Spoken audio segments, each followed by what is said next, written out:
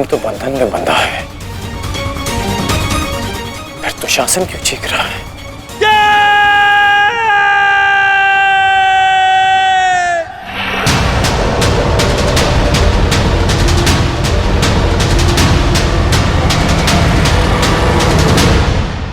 तुम ये सोच रहे हो ना कर्ण कि विकोदर भीम तुम्हारी पाश से कैसे निकल गए?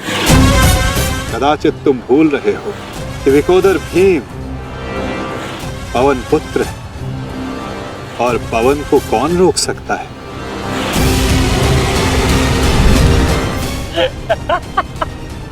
वाह रे वाह कुंती पुत्र हो, पवन पुत्र। बस इतना ही बल है तुमने। बुलाओ बुलाओ अपने भाइयों को यहाँ।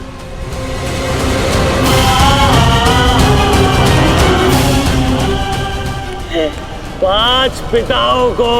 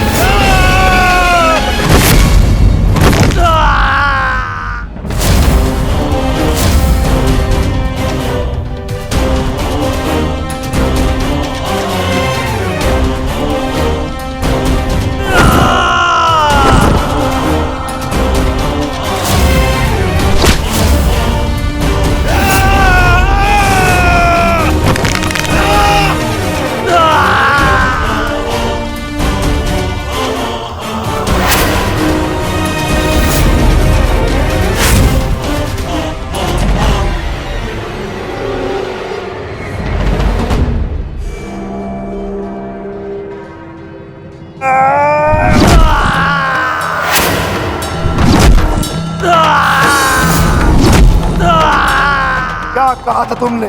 आज फिर से पांचाली का वस्त्रण करेगा? मैं आज और इसी क्षण तुम्हारे प्राण हर लूंगा घृणित दुशासन।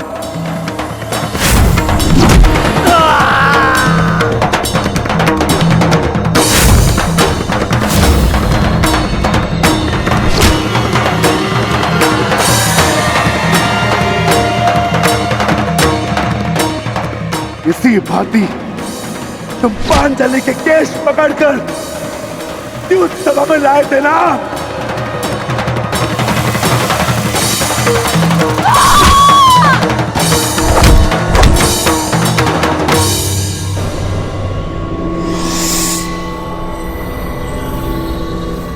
बुला दुशासन, बुला बुला अपने उस ज्येष्ठ भ्राता को जिसके कारण आज तेरी ये दशा हुई है।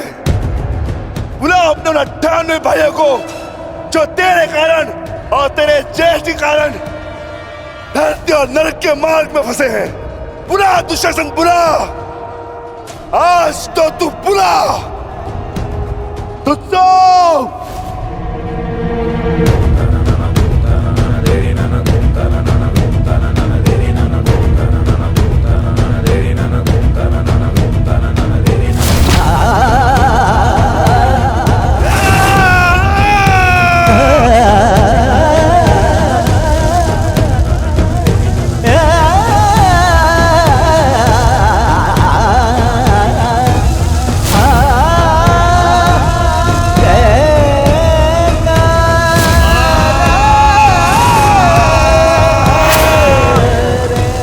इसी भांति तुमने पांचाली के केश पकड़कर उसे घसीटा था ना? चल दुशासन।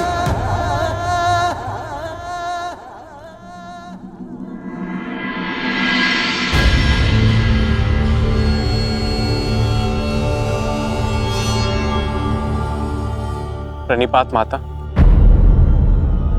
पिताश्री ने आपको कुरुक्षेत्र में प्रस्तुत होने का आह्वान दिया।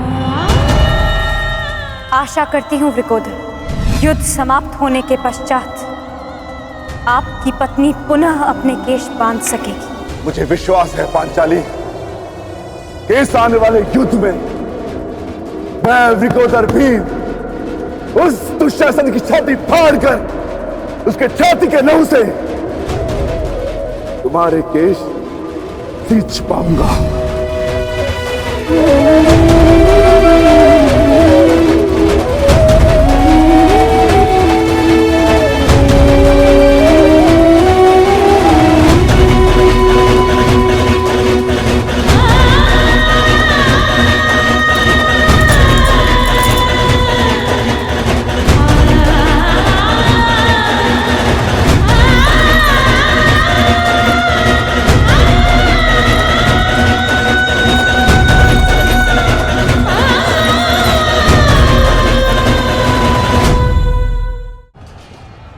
भ्राता भीम की पुकार का अर्थ तो समझ रहे हो ना दुर्योधन?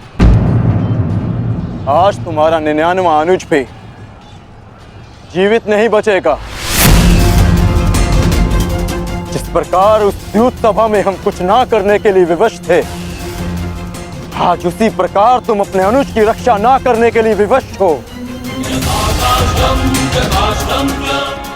विवशता क्या होती है उसका भान आज होगा तुम्हें। तुम्हारा अंत करने से पूर्व तुम्हें तुम्हारे किए कुकर्मों का भान कराना आवश्यक है दुर्योधन। हम तो उस दिन विवश थे, किंतु मैं तुम्हें एक अवसर देता हूं। सूर्य अस्त होने में अभी 2 घड़ी शेष हैं और तुम्हारे अनुज के पास थी।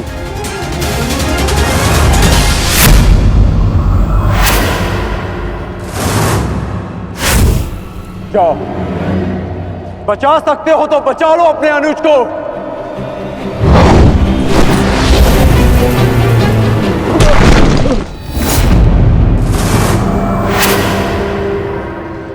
जाओ दुर्योधन, दौड़ाओ अपना रथ और बचा लो दुशासन के प्राण। कर चलो।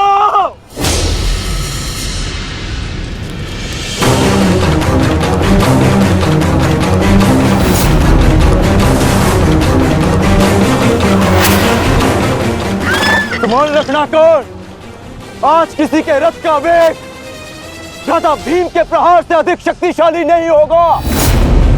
आज पांचाली के अपमान का प्रतिकार लेने से कोई नहीं रोक सकता भ्राता भीम को।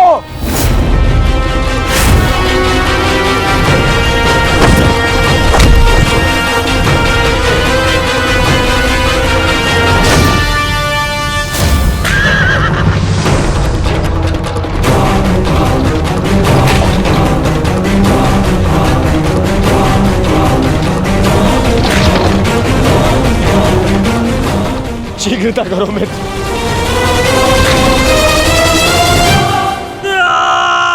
चीखो दुशासन चीखो, इतना चीखो कि अंधायुक्त तुम्हें सुन तो सके कि जिन्हें द्रौपदी का क्रंदन दिखाई ना दिया उन्हें तेरा ये रुदन सुनाई तो दे। चीखो दुशासन कि संसार को संदेश मिले कि क्यों किसी स्त्री का अपमान नहीं करना चाहिए। एक नारी के टूटे हुए दर्प के टुकड़े जब छाती में चुभते हैं तो कैसा लगता है? गति बढ़ाओ मित्र, मेरा अनुज संकट में है।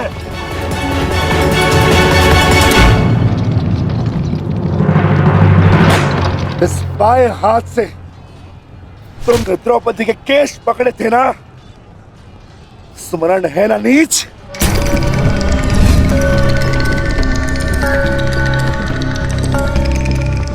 तुमने पांचाली का नहीं समस्त नारी जाति का अपमान किया है। आपको तुम्हारे धड़ पर रहने का कोई अधिकार नहीं।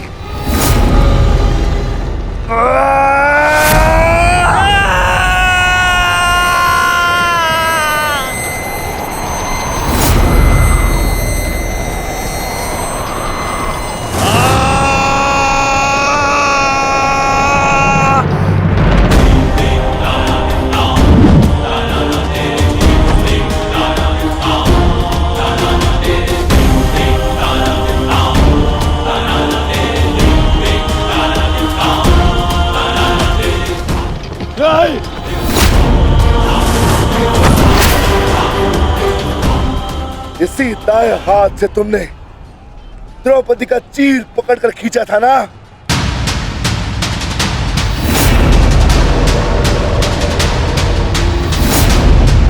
अब चीर क्या, तुम लीर भी नहीं खींच पाओगे।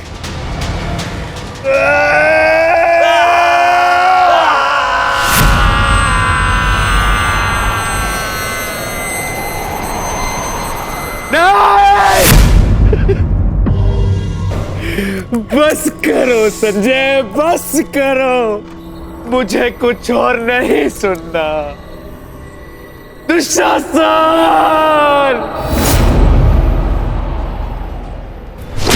इसी छाती को पीट पीट कर तुमने पुरुषार्थ का ढोल पीटा था ना, अपने पुरुष होने का दम भरा था ना। अब मैं पीटता हूं तुम्हारी छाती।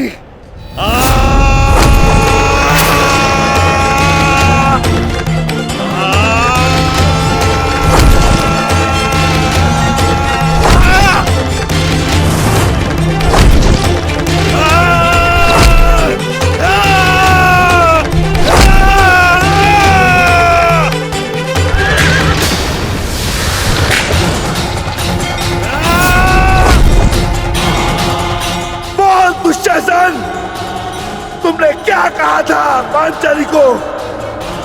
बोल, तुमने क्या कहा था पांचाली को? वैश्या! बोल दुशासन, फिर से बोल।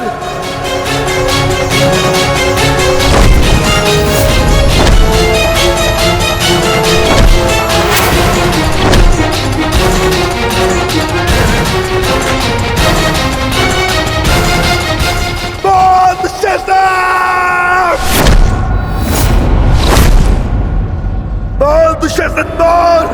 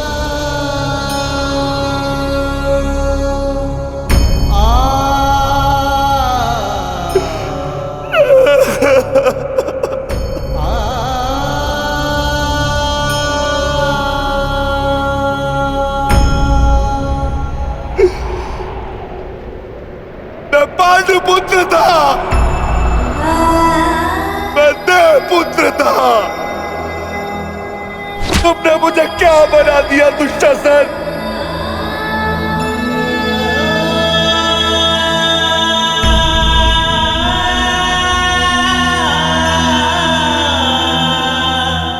तुमने मुझे पशु बना दिया। तुमने मुझे एक राक्षस बना दिया।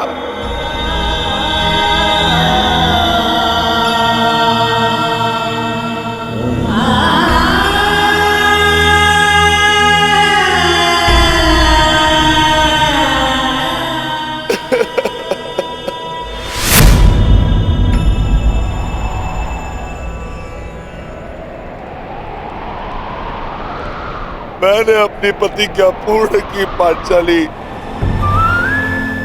परंतु मेरे प्रश्न का उत्तर पूर्ण नहीं हुआ। क्यों मुझे ऐसे युग में जन्म लेना पड़ा जहां मुझे अपने ही भाई के रक्त से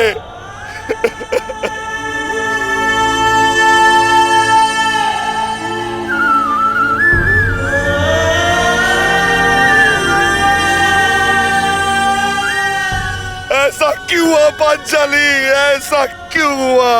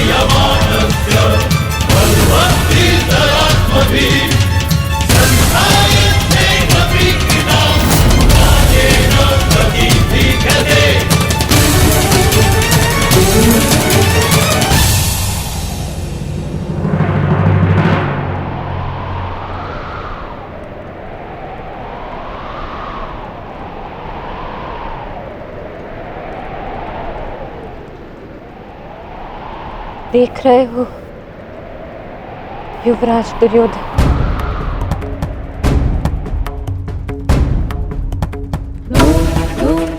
देख रहे हो अंगराज कर्ण, ये लहू, ये रक्त, ये 5 गांव ना देने का मूल्य नहीं।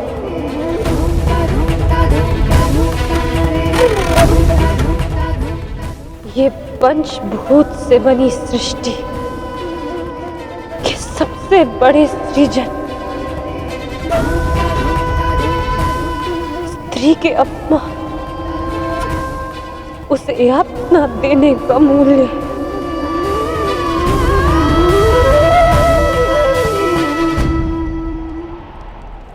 एक स्त्री, एक माता, एक पत्नी का जब जब अपमान होगा,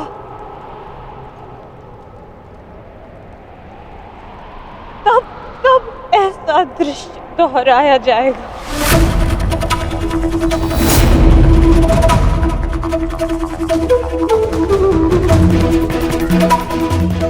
तब तब ऐसा दृश्य दोहराया जाएगा दुर्योधन।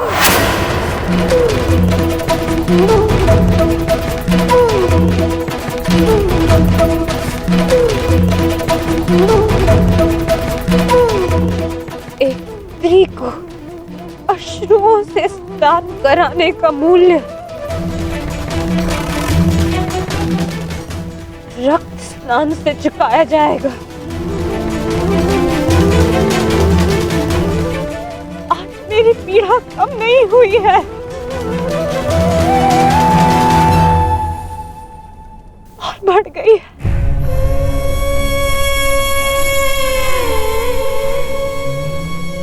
इस संसार में किसी को भी द्रौपदी जैसा भाग्य ना मिले, जिसे अपने ही कुल के सामने, अपने ही कुल के पुरुषों के हाथों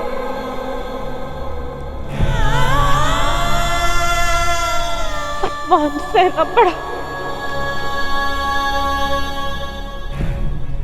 और अपने ही कुल के वंशजों के रक्त से स्नान करना पड़ा।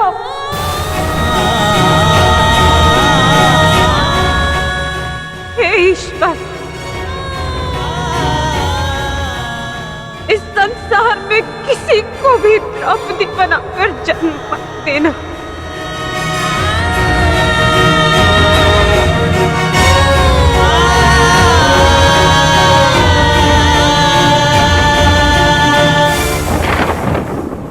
आपके लिए अपने प्राण देकर प्रसन्नता होगी मुझे, क्योंकि मेरे माता पिता ने आज तक मेरा मुख नहीं देखा और मेरे लिए आप ही मेरे पिता और आप ही मेरी माता हैं।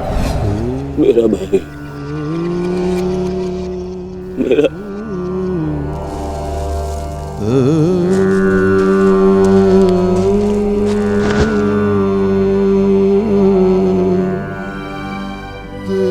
दुशासन,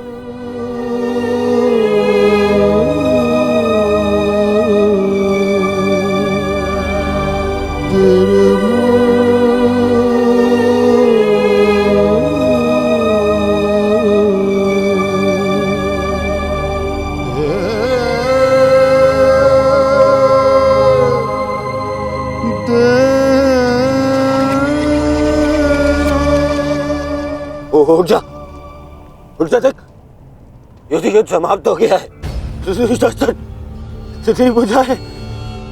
तेरी भुजाओं के बल के सहारे ही तो मुझे संसार पर राज्य करना था।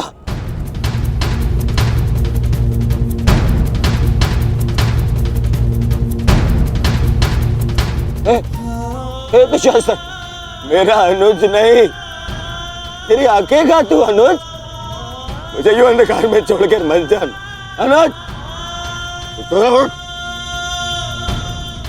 मैं हमारे पिता के भांति अंधा हो जाऊंगा, अंधा हो जाऊंगा। चलो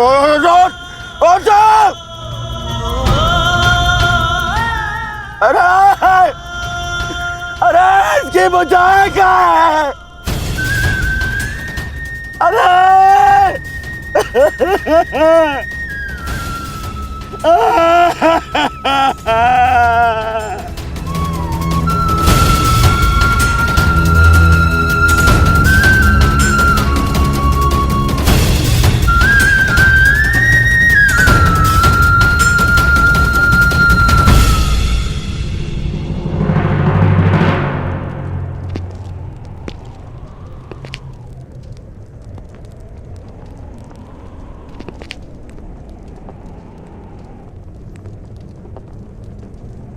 कदाचित तुमने अपने अनुज दुशासन की भुजाओं के बल से ये संसार जीतना चाहा होता दुर्योधन।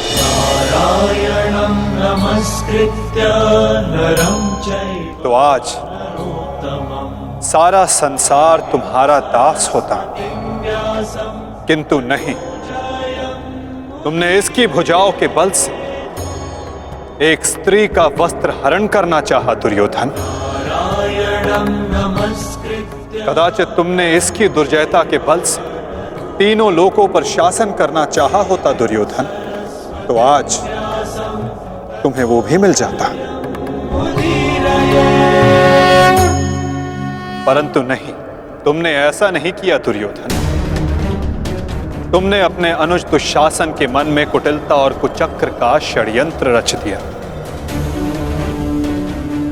कदाचित तुमने अपने नेत्रों को उचित मार्ग दिखाया होता दुर्योधन, परंतु तुमने अपनी उन आंखों से महाविनाश का स्वप्न देखा।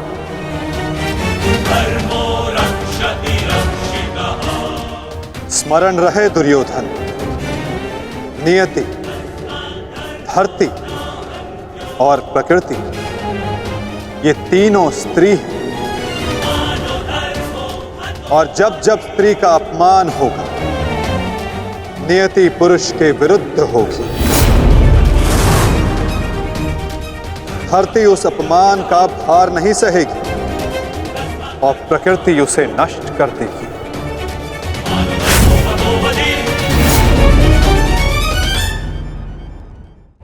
क्यों खेला तुमने जुआ दुर्योधन? क्या तुम्हारे अनुजों में, क्या तुम में पुरुषार्थ कम था जो द्यूत खेलने की आवश्यकता पड़ी?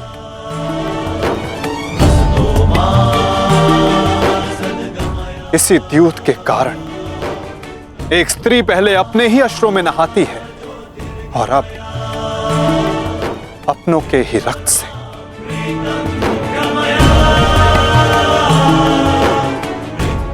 क्यों किया तुमने ये लालच दुर्योधन? क्यों रचा ये कुचक्र? इसी द्यूत, इसी कुचक्र, इसी लालच के कारण रचता है ये युद्ध, ये महाविनाश, ये महाभारत।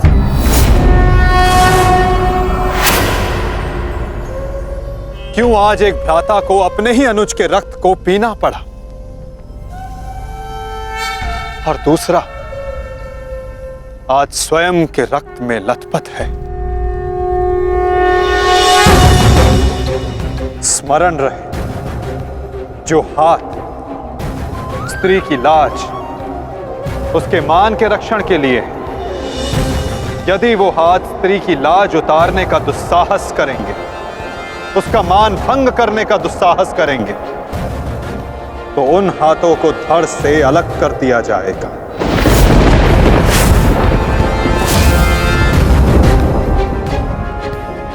जो वस्त्र हरण करेंगे, उनका प्राण हरण होगा। जब जब किसी की आंखें अनुचित होता देखना स्वीकार करेंगी, तब तब उन आंखों को बंद होना होगा।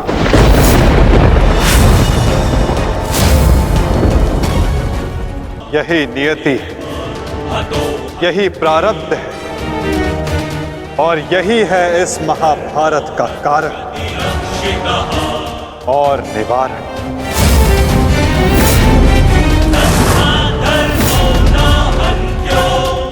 अधर्म की ओर धर्म के बढ़ते बाणों को रोकने का प्रयास करने वालों को बाणों की शैया पर विश्राम करना होगा। जो अधर्म की आज्ञा पर शीश झुकाएंगे, उन्हें स्वयं का शीश कटाना होगा।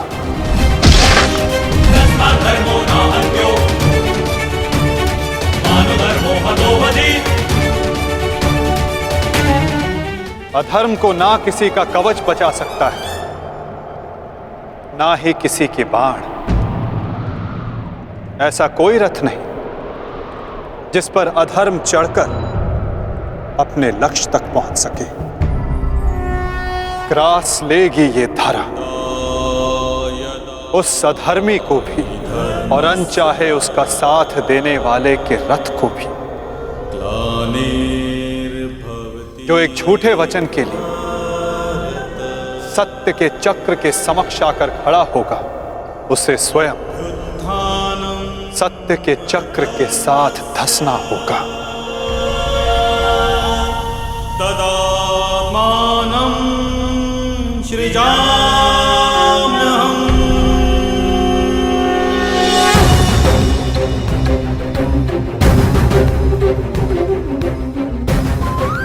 ये तुम्हारे अपमान का नहीं, समस्त स्त्री जाति के अपमान का प्रतिकार है पांचाली। संसार को समझना होगा कि कभी किसी स्त्री को प्रतिशोध के लिए ना ललकारें, क्योंकि प्रतिशोध पाकर मन की अग्नि शांत नहीं होती, अपितु और धधकती है। यही है इस महाभारत का संदेश और नियति का उपदेश।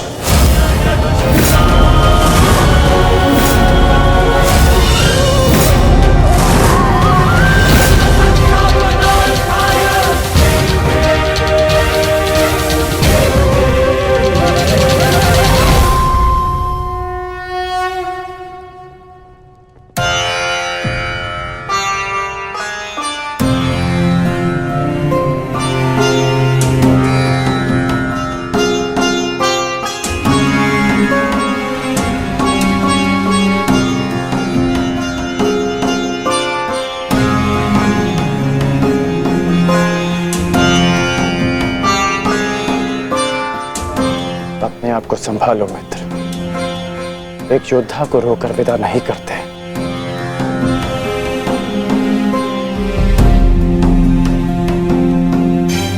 हम तो शासन का बलिदान जो व्यर्थ नहीं जाने देंगे। आगे बढ़ो मित्र, अपने अनुज की अंतिम विधियां पूर्ण करो।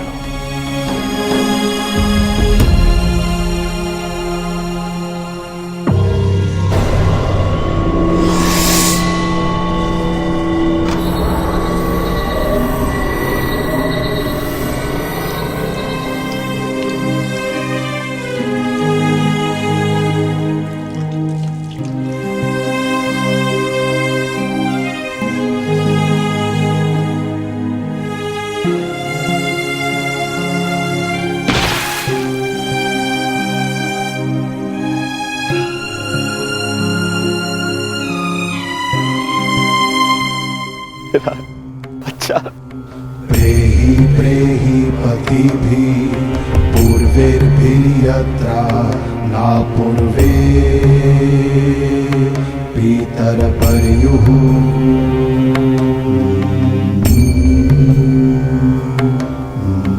उभराजना स्वधया वरुणं च दिवम्। पुत्र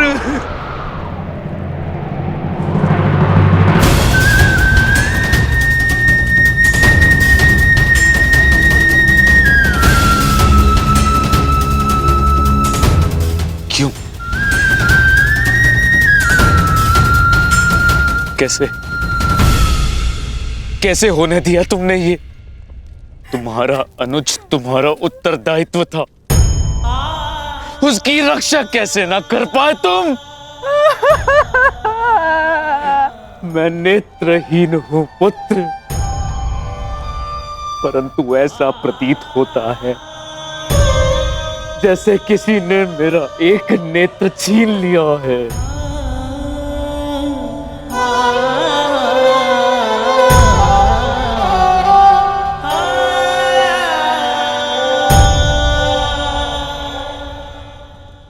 कहते हैं सर्वनाश उत्पन्न होने पर जो उसे आधा बचा ले पुत्र, वो ज्ञानी होता है पुत्र। मैं अपने 99 पुत्रों को तो खो चुकी हूँ, परंतु मैं अपना अंतिम पुत्र नहीं खोना चाहती, नहीं खोना चाहती।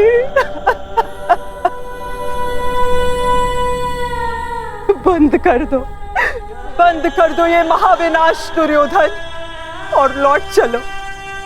किसी को तो रहने दो जो हमारा पिंड दान कर सके।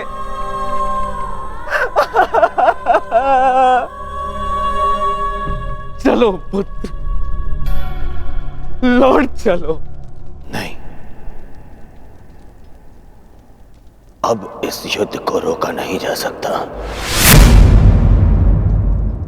मैं इस युद्ध के ऐसे पड़ाव पर पहुंच चुका हूं जहां से पीछे लौटना संभव नहीं। ये दलदल या तो मुझे निगल जाएगा और या मैं इसे समाप्त कर दूंगा। अब या तो उन पांडवों का अंत होगा और या तो मेरा। नहीं। उससे पूर्व कदाचित ये युद्ध नहीं रुक सकता। अब ये युद्ध ना मुझे राज्य के लिए लड़ना है और ना ही सम्राट बनने के लिए। ये युद्ध करना है प्रतिकार के लिए। जिन पांडवों ने मेरे 99 भ्राताओं का वध किया, उनके वंश का समूल नाश करूंगा मैं।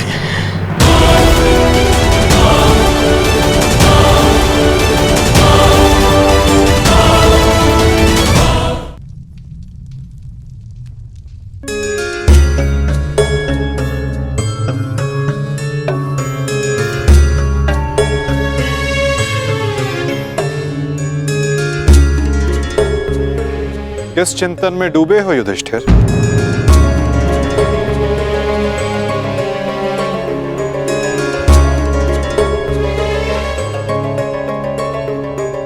प्रणिपात वासुदेव।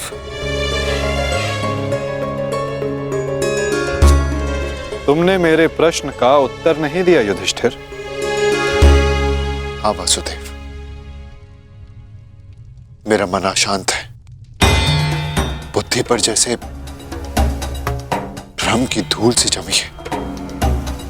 समझ में नहीं आ रहा है वासुदेव कि इस महायुद्ध से हमें क्या प्राप्त होगा।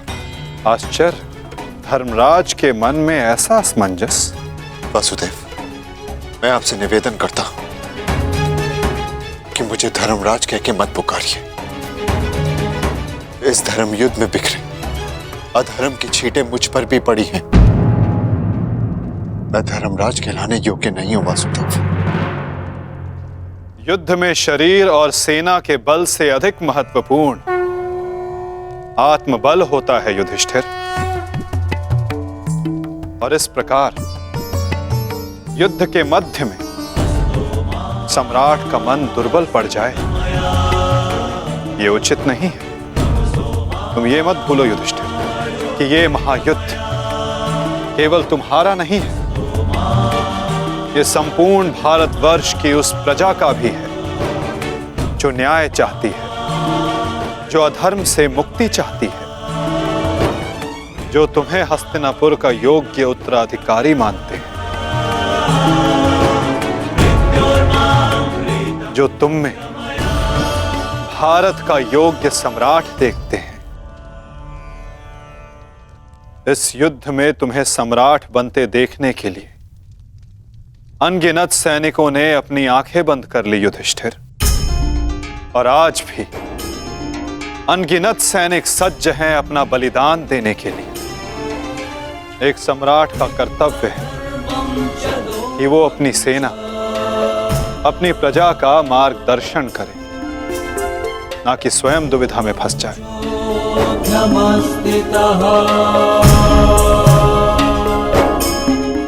किंतु प्रश्न ये है कि सम्राट के मन में ये प्रश्न आया क्यों? कहीं सम्राट को ऐसा तो नहीं लगता कि उनके प्रिय अनुज महायोद्धा अर्जुन पूरे मनोयोग के साथ भाग नहीं ले रहे? कदाचित इसीलिए अंगराज अब तक युद्ध क्षेत्र में है। अंगराज का वध केवल अर्जुन के हाथों संभव है। यदि युद्ध भूमि में अर्जुन अंगराज का वध कर देते हैं तो अवश्य ये संभव है युधिष्ठिर।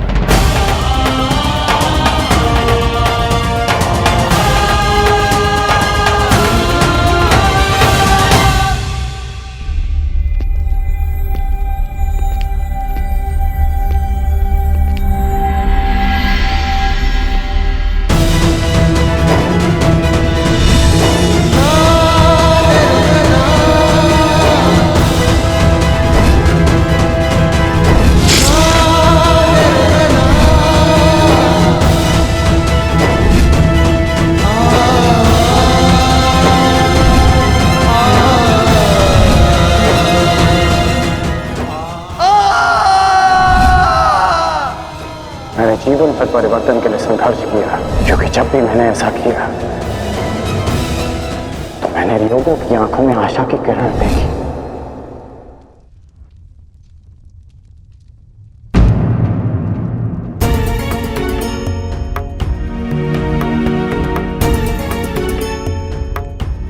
जिस परिवर्तन के लिए तुम लड़ रहे हो उसके लिए सबसे पूर्व तुम्हें सशक्त होना होगा कर्ण।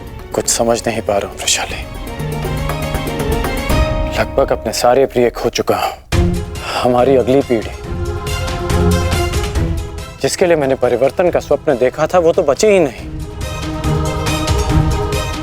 फिर इस परिवर्तन का क्या लाभ?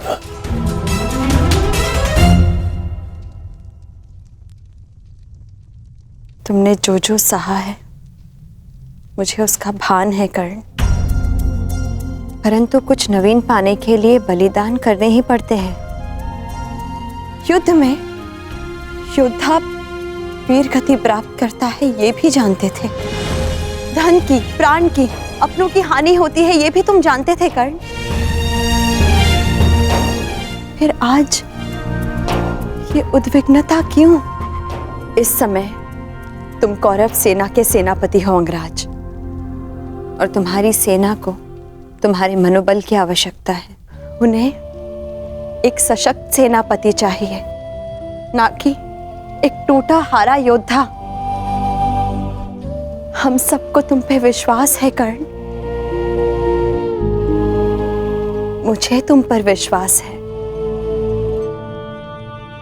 तुम ही हो कर्ण जो ये परिवर्तन ला सकते हो।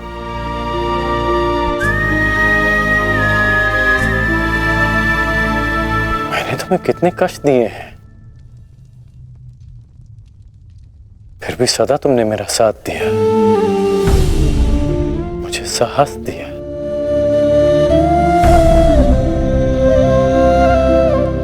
मैंने सदैव परिवर्तन चाहा है, उसमें विश्वास रखा है, पर आज स्वयं को संभाल नहीं पा रहा हूं मैं।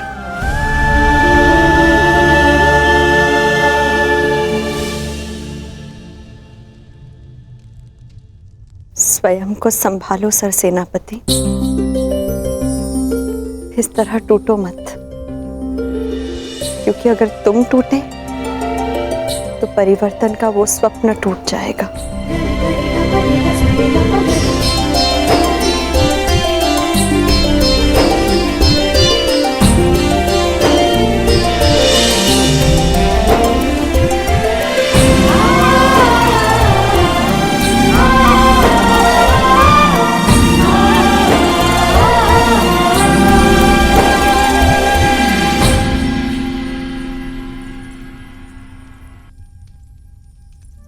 जी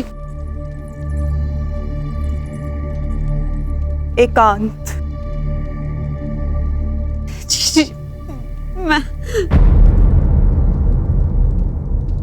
कुछ मत कहो कुंती, समय ने मुझे उस मोड़ पर लाकर खड़ा कर दिया है जिस मोड़ पर ना तो मेरे पास कुछ कहने के लिए है और ना ही सुनने के लिए। तुम्हें स्मरण है तुम्हें वो समय कुंती जब हमारे हस्तिनापुर में हर्ष, खुशी, उल्लास और आनंद होता था। मुझे दंभ होता था कि मेरे कक्ष में 100 और तुम्हारे कक्ष में 5 दीपक हैं, परंतु आज मेरा ये कक्ष अंधकार में डूब गया है। एक एक करके इस अभागिन माता ने अपने 99 पुत्र खो दिए हैं। परमात्मा से 100 पुत्रों की माता होने का सौभाग्य पाकर भी आज मेरे दोनों हाथ खाली हैं। माता के आंसू तो अपने एक पुत्र के वियोग में सूख जाते हैं, परंतु मैं अभागिन गांधारी अपने 100 पुत्रों के विलाप के लिए अश्रु कहां से लाएगी कुंती? कहां से लाएगी? ऐसा नहीं है दीदी, ये दुर्भाग्य नहीं, हमारी असफलता है। दीपक का दर में जलना ये तो संभालने वाले के हाथ में है कि वो उस दीपक से प्रकाश करवाता है या अपने घर को सुहा कर लेता है या अपने संतान पर अपना नियंत्रण खोने के कारण ये युद्ध हुआ है, जिसका परिणाम हम माताएं भुगत रही हैं। जो पीड़ा आपकी है जीजी, वही पीड़ा मेरी भी है। आज हम जिस परिस्थिति में हैं, मैं भी स्वयं उसी परिस्थिति में बंदी हूँ।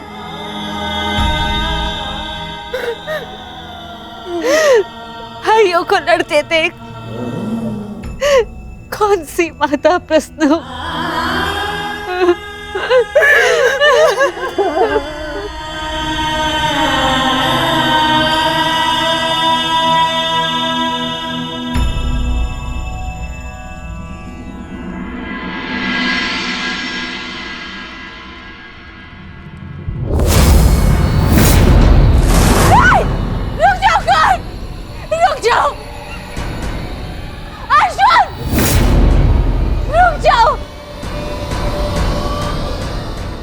छोड़ती हूँ। दोनों रुक जाओ।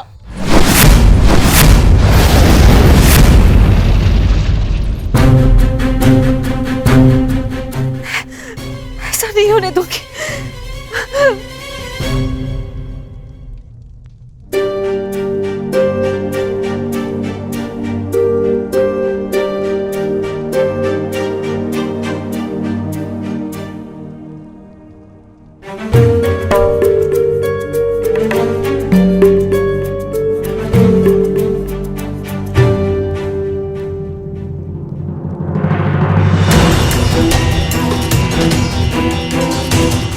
राजमाता,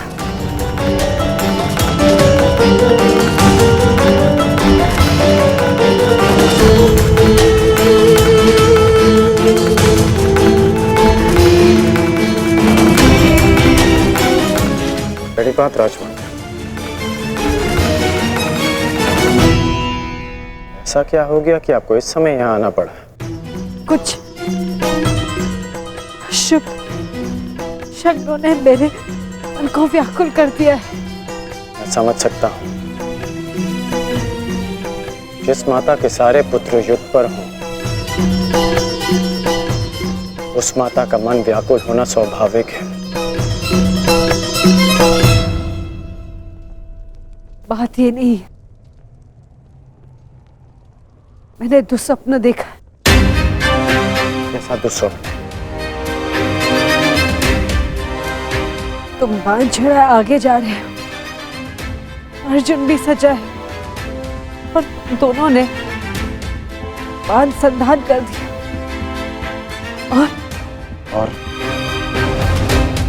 और मैं बीच में आ गई, किंतु तुम दोनों ने बांध छोड़ दिया। फिर क्या हुआ? फिर मेरा सपना टूट गया। जो स्वप्न आपने पूरा देखा ही नहीं, उसके लिए आप व्यथित क्यों हो रही हैं? मैं व्यथित हूं क्योंकि बाण किसी का भी हो, किसी की भी छाती भेदे, पीड़ा मेरे को ही होनी है। संसार की दृष्टि में आपकी कोख 5 बार भरी है। ये आपका दुर्भाग्य था या मेरा प्रारब्ध? हमें इसे स्वीकारना होगा राजमाता। तुमसे विनती करती हूँ, इस युद्ध को त्याग दो। क्या ये विनती आप अर्जुन से कर सकती हैं? बताइए।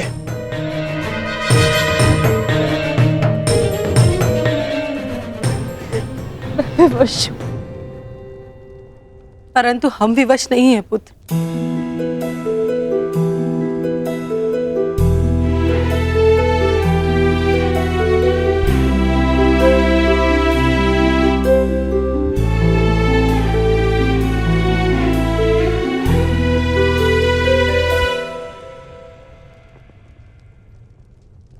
छोड़ दो ये युद्ध पुत्र, छोड़ दो।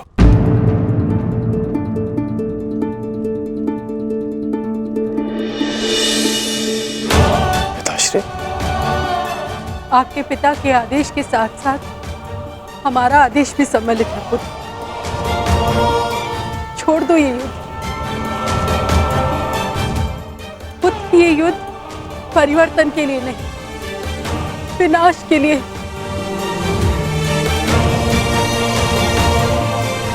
समझ लो कि हम अपने पालन पोषण के ऋण का मूल्य मांग रहे हैं तुमसे।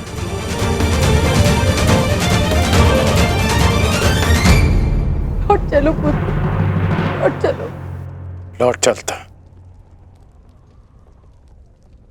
लौट चलता यदि मैं केवल राधेकरण होता।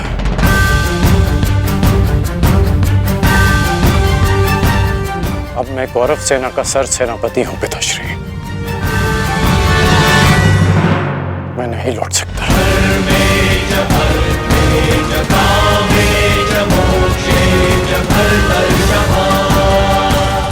कर्तव्य है। आपका आदेश ना मानने के लिए मुझे विवश कर रहा है। मैं नहीं लौट सकता माता। ब्रह्म मुहूर्त में देखा गया सपना सत्य नहीं होता है पुत्र।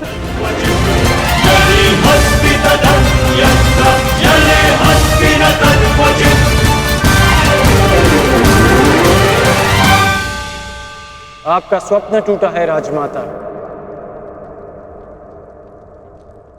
परंतु मेरा वचन नहीं टूटेगा।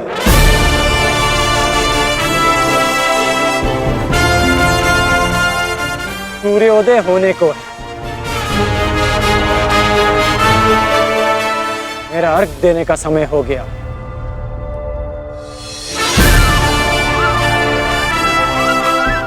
आज्ञा दीजिए। प्रणिपात।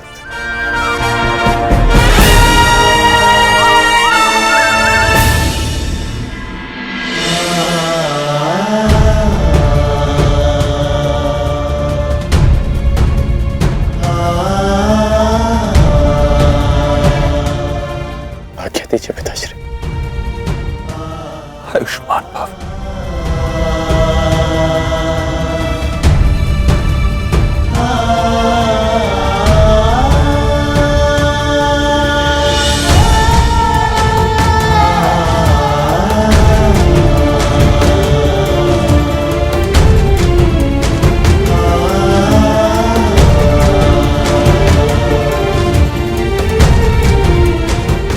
अश्रु नहीं माता,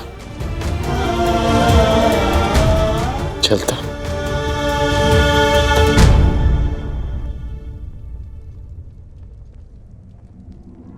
यशस्वी भव।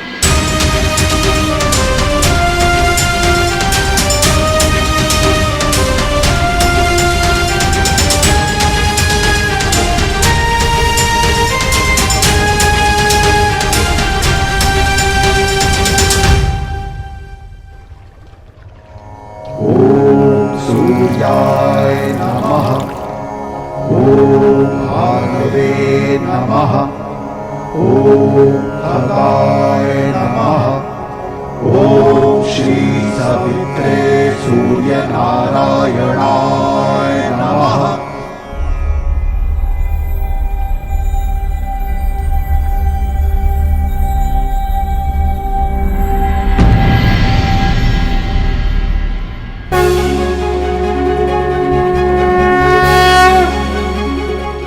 प्रणाम गुरुदेव, प्रणाम।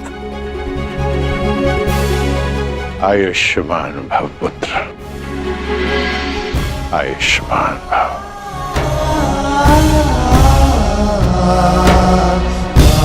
गुरुदेव आप यहाँ? मैं तुम्हें कुछ स्मरण कराने आया हूँ राधे। मुझे स्मरण है गुरुदेव। ये अर्घ्य देते समय मुझसे कोई कुछ भी मांगे उसे मैं पूर्ण करूंगा, और ये मेरा सौभाग्य होगा यदि मेरे गुरु मुझसे कुछ मांगे। आदेश दीजिए गुरुदेव।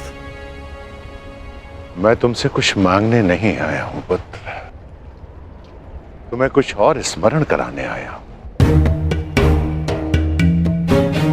क्या गुरुदेव? जब तुम मेरे पास दीक्षा के लिए आए थे तो मैंने तुम्हें ब्रह्मास्त्र, ब्रह्मशिरास्त्र और ब्रह्मांड अस्त्र देकर भी उसे तुम्हारे लिए निष्क्रिय कर दिया था। स्मरण है मुझे। मैंने तब भी कहा था और आज भी कह रहा हूं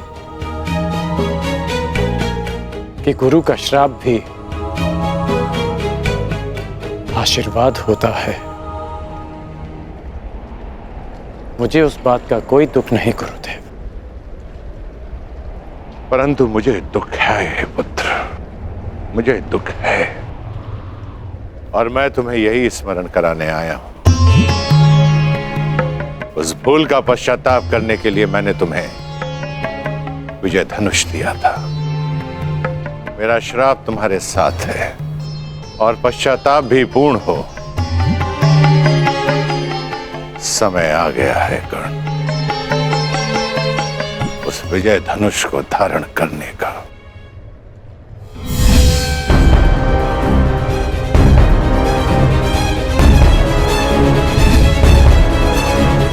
विजय धनुष का आवाहन करो और विजय धनुष को धारण करो। जब तक वो विजय धनुष तुम्हारे हाथों में रहे, इस संसार में कोई भी शत्रु तुम पर विजय नहीं पा पाएगा।